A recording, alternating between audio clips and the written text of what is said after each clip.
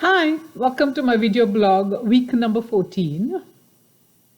This week, I thought I'll share some of the internal debate that I've been having this week since I saw this forward that was sent to me.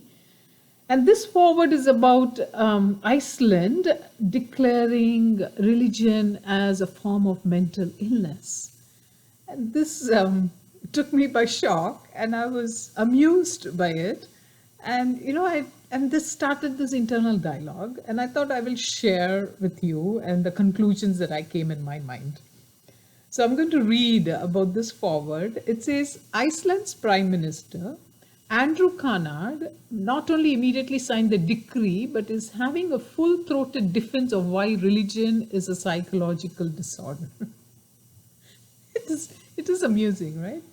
A cursory look at any of the common definitions of mental illness reveals that religion is, in fact, the most common malady of them all.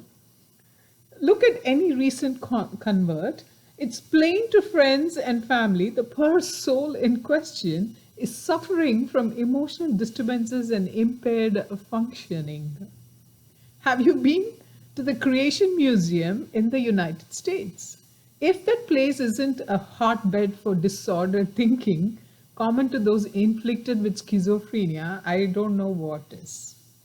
And Iceland also proudly states its secular values in a new video promoting tourism. And then they talk about, in that promotional video, they talked about the hot springs that warms the soul.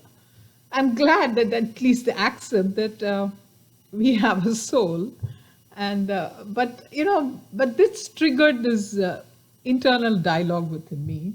I was thinking, is it really a disorder? Because even our Upanishads say that God has no form, right? Atman, the Brahman, or the ultimate self, has no form. It is something that we cannot hear, we cannot see, we cannot smell. The Upanishads explain it very well, actually. But still, we have created this form. We pray to it, right? And I started thinking, well, if it is a mental disorder, maybe it's a good disorder, because our body has these defense mechanisms, psychologically, like people who have had PTSD, the post-traumatic stress disorder, they know very well about defense mechanisms. They completely, sometimes they forget the whole episode that has created the shock to their system, which is there in order to protect us, the shock. So, there are different kinds of defense mechanisms. One is, it's called, some are repression and denial. We are in denial because it is good for us. It is kind of ego defense mechanism.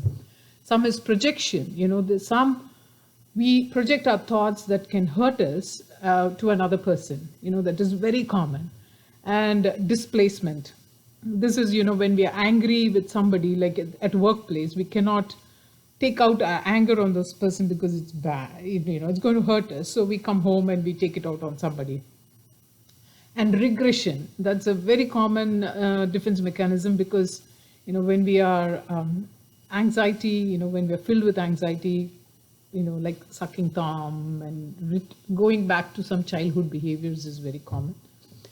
And the last, there are more, but some of these are the more common ones. And sublimation. Sublimation is satisfying an impulse with a substitute object, which is accepted by society. So maybe that's what religion is. It is our defense mechanism.